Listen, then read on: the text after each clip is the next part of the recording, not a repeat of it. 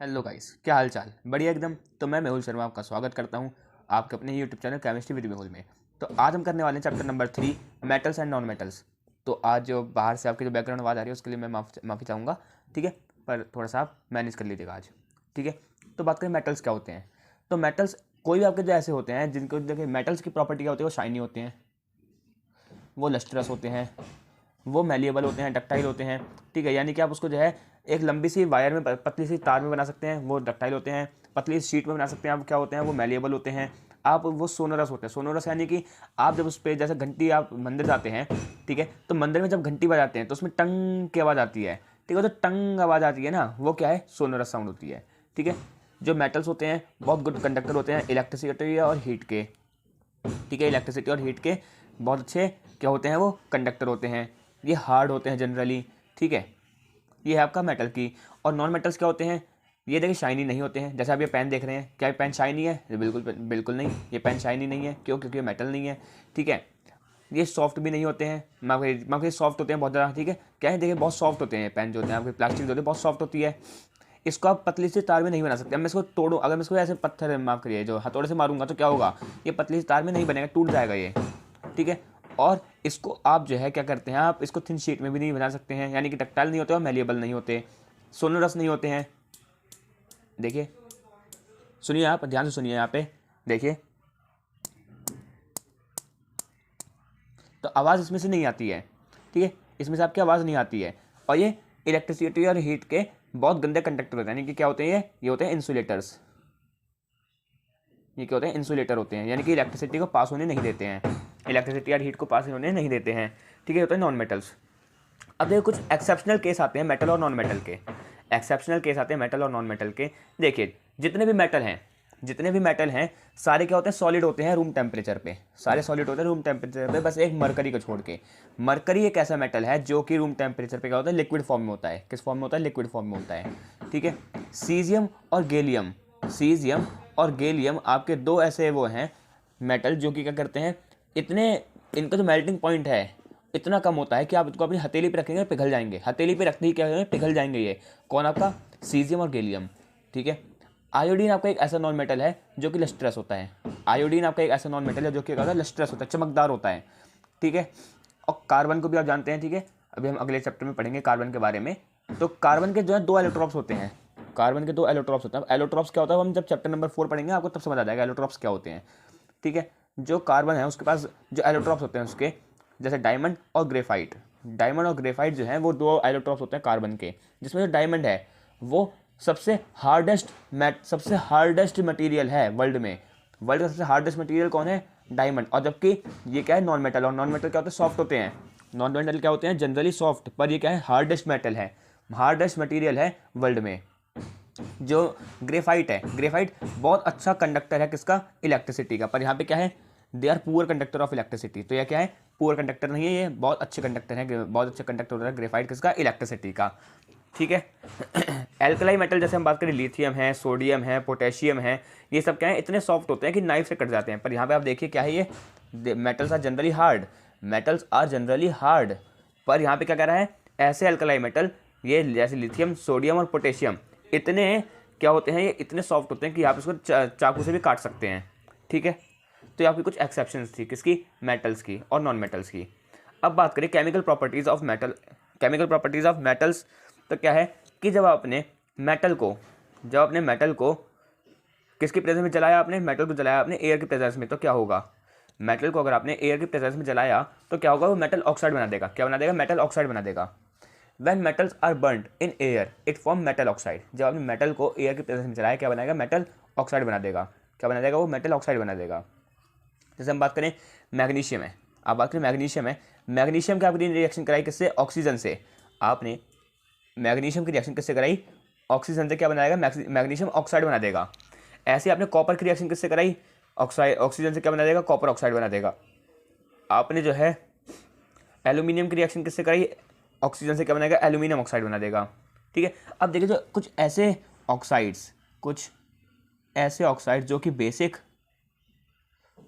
Basic और acidic दोनों nature दिखाते हैं। ऐसे ऑक्साइड जो बेसिक और एसिडिक दोनों नेचर दिखाते हैं उसको क्या बोलते हैं? Amphoteric oxide. क्या बोलते हैं? एम्फोटेरिक ऑक्साइड, ये देखिए आप यहाँ पे मैं रेड पेन से यहाँ पे कर देता हूँ उसको मार्क, एम्फोटेरिक ऑक्साइड, ऐसे ऑक्साइड जो कि एसिडिक और बेसिक प्रॉपर्टी दिखाते हैं उसको क्या बोलते हैं, एम्फोटेरिक ऑक्साइड। ठीक है, जैसे हम बात करें जिंक कहता है, क्या है, जिंक ऑक्साइड है, एल्यूमिनियम ऑक्साइड है, ये सब क्या आपके एम्फोटेरिक ऑक्साइड होते हैं। जैसे हम बात करें, देखिए एल्यूमिनियम ऑक्साइड की आपने रिएक्शन कराई HCl से तो क्या बन जाता है, एल्यूमिनियम क्लोराइड बन जाएगा। ठीक है, ऐसे हम बात करें एल्यूमिनियम की आपने कराई सोडियम से, क्या बनेगा, देखिए NaAlO2 बना देगा। ठीक है सोडियम एल्यूमिनियम ऑक्साइड बना देगा। ये सब क्या है आपके, ये क्या होता है आपका amphoteric oxide, amphoteric oxide ATO। ठीक है, अब देखिए कुछ ऐसे ऑक्साइड होते हैं जो कि पानी में आपके सॉल्युबल नहीं होते हैं, पर कुछ ऐसे सॉल्युबल होते जो पानी में होते हैं, कुछ ऐसे ऑक्साइड होते हैं जो पानी में घुल जाते हैं और क्या बनाते हैं, एल्कलाई बना देते हैं। क्या बनाते हैं, एल्कलाई, यानी कि बेस बना देते हैं। जैसे हम बात करें सोडियम जब आप पानी से रिएक्शन कराएंगे, सोडियम ऑक्साइड की पानी से रिएक्शन कराएंगे, क्या बनेगा, सोडियम हाइड्रोक्साइड बना देगा। यहाँ पे OH आयन आ रहा है, OH आयन जहाँ पे आता है क्या होता है, वो एल्कलाई होते हैं। जहाँ पे भी OH आयन आता है क्या होते हैं, वो एल्कलाई होते हैं। ठीक है, पोटेशियम ऑक्साइड है, पोटेशियम ऑक्साइड की आपने पानी से कराई, क्या बना दिया, पोटेशियम हाइड्रोक्साइड बना दिया। ठीक है, ये भी आपका एल्कलाई है। ये आपके कुछ इंपॉर्टेंट टॉपिक्स। ठीक है, अब थोड़ा आगे चलते हैं। अब हम देखिए, अब आपका एक और टॉपिक आता है एनायोडाइजिंग। एनायोडाइजिंग क्या होता है, एनायोडाइजिंग होता है कि आपने किसी भी मेटल के ऊपर, या कोई भी आपने कोई शीट लिया, आपने कोई भी मेटल लिया, कोई भी नॉन मेटल लिया, ठीक है, वैसे मेटल के ऊपर ही करते हैं, आपने कोई मेटल लिया, उसके ऊपर आपने एल्यूमिनियम की क्या कर दी, ऑक्साइड लेयर चढ़ा दी, एल्यूमिनियम की ऑक्साइड लेयर चढ़ा दी। ठीक है, उसको क्या बोलते हैं, anodising. Anodising is a process of forming a thick oxide layer of aluminium. Aluminium की, देखिए आपने एल्यूमिनियम ऑक्साइड की आपने थिक लेयर जब चढ़ा देते हैं किसी भी मेटल के ऊपर, उसको क्या बोलते हैं हम, एनायोडाइजिंग। क्या बोलते हैं, एनायोडाइजिंग बोलते हैं। ठीक है, और किस चीज़ में मदद करती है, ये आपको प्रिवेंट करती है रस्टिंग को, कोरोजन को, रस्टिंग, कोरोजन, इन सबको क्या करती है, प्रिवेंट करती है। ठीक है, अब कह रहा है what happen if metal react with water. अगर मेटल पानी के साथ रिएक्ट कर दे तो क्या बनाता है, अगर मेटल पानी के साथ रिएक्ट कर दे तो क्या बनाता है, वो बनाता है मेटल ऑक्साइड। क्या बनाता है, मेटल ऑक्साइड बनाता है और हाइड्रोजन गैस यहाँ से रिलीज करता है। और वहीं पे अगर आपने उसी मेटल ऑक्साइड की आपने पानी से रिएक्शन करा दी तो क्या बनाता है, एल्कलाई बना देता है। क्या बनाता है, एल्कलाई बनाता है, जो हमने यहाँ पे देखा है। देखिए, आपने मेटल ऑक्साइड की रिएक्शन पानी से कराई तो क्या बनाता है, मेटल ऑक्साइड बनाता है। ठीक है, तो यही सेम पीछे वाली रिएक्शन है वाली। ठीक है, इसको आप स्क्रीनशॉट ले लीजिए। देखिए, आपने पोटेशियम की रिएक्शन पानी से कराई तो क्या बना दिया, पोटेशियम ऑक्साइड बना दिया, और उसी पोटेशियम ऑक्साइड की रिएक्शन आपने दोबारा से पानी से कराई तो क्या बना, पोटेशियम हाइड्रोक्साइड बना दिया। ठीक है, अब चलते हैं हम थोड़ा सा आगे। Metals like aluminium, iron and zinc do not react either with cold और hot water but they react with steam, they are metal oxide. ठीक है, अब देखिए कुछ ऐसे ऑक्साइड, जैसे हम बात करें एल्यूमिनियम ऑक्साइड है, जिंक ऑक्साइड है, आयरन ऑक्साइड है, ये सब क्या है, मगर ये सारे आपके ऐसे मेटल हैं जो कि पानी से रिएक्ट नहीं करते हैं। ये किससे रिएक्ट करते हैं, ये रिएक्ट करते हैं हीट से, और क्या बनाते हैं, एल्यूमिनियम ऑक्साइड बना दिया या मेटल ऑक्साइड बना दिया। आपने एल्यूमिनियम की रिएक्शन स्टीम से कराई तो क्या बना दिया इसने, एल्यूमिनियम ऑक्साइड बना दिया। वैसे ही आपने आयरन की रिएक्शन हीट स्टीम से कराई, क्या बना दिया, आयरन ऑक्साइड बना दिया, फेरस ऑक्साइड बना दिया। ठीक है, ये सब क्या है आपके, ये सब क्या होते हैं आपके मेटल या फिर प्रॉपर्टीज़ हैं। ठीक है, अब ये कह रहा है कि क्या हो अगर हम मेटल की रिएक्शन एसिड से करा दें। अगर आपने किसकी रिएक्शन, मेटल की रिएक्शन एसिड से करा दी तो क्या बन जाएगा, वो बनाएगा सॉल्ट। क्या बनाएगा, सॉल्ट। जैसे आप देखें, सोडियम की रिएक्शन आपने HCl से कराई, क्या बना दिया, NaCl बना दिया। क्या बना दिया, NaCl बना दिया। ठीक है, फिर आता है आपका एक एक्वारेजिया। एक्वारेजिया बहुत इंपॉर्टेंट है। एक्वारेजिया क्या होता है, it is a Latin term known as the royal water. इसको क्या बोलते हैं हम, रॉयल वाटर भी बोलते हैं। तो ये क्या है, it is freshly prepared mixture of concentrated hydrochloric acid and concentrated nitric acid in ratio of 3:1। ये किसका है, फ्रेशली प्रिपेयर्ड मिक्सचर होता है ये एक्वारेजिया, जिसके अंदर आपने हाइड्रोक्लोरिक एसिड यानी कि HCl और नाइट्रिक एसिड यानी कि HNO3 डाला है, किस रेशियो में, 3:1 में। It can be dissolve gold even through neither of these acids can do alone. यानी कि ये क्या है, एक्वारेजिया इतना स्ट्रांग होता है, कि जो गोल्ड होता है ना, गोल्ड को भी ये क्या करता है, डिजॉल्व कर देता है, जो कि एक इकलौता कोई भी एसिड नहीं कर पाता है। अगर आपने हाईली से हाईली pH वाला आपने HCl ले लिया, वो भी अकेला मिलकर गोल्ड को डिजॉल्व नहीं कर पाएगा।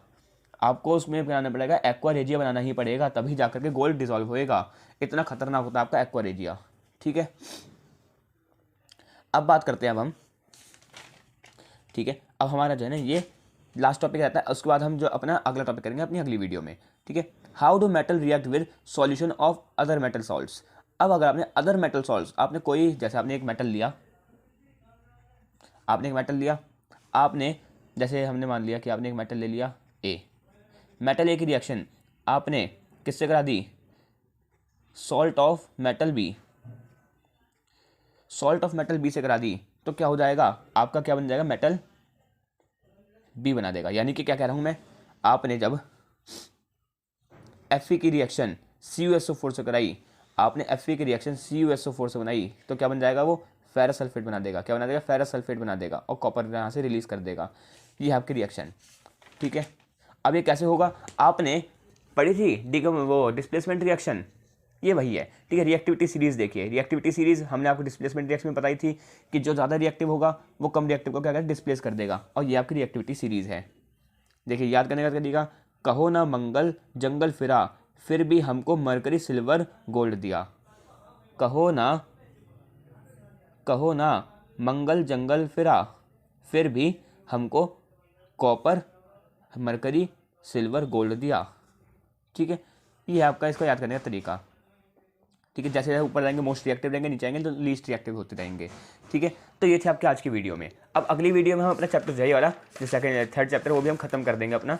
ठीक है, तब तक के लिए अगर आपको वीडियो अच्छी लगे तो वीडियो को लाइक करिएगा, चैनल पर नए हैं चैनल को सब्सक्राइब करिएगा। मिलते हैं आपको अगली वीडियो में, तब तक के लिए गुड बाय।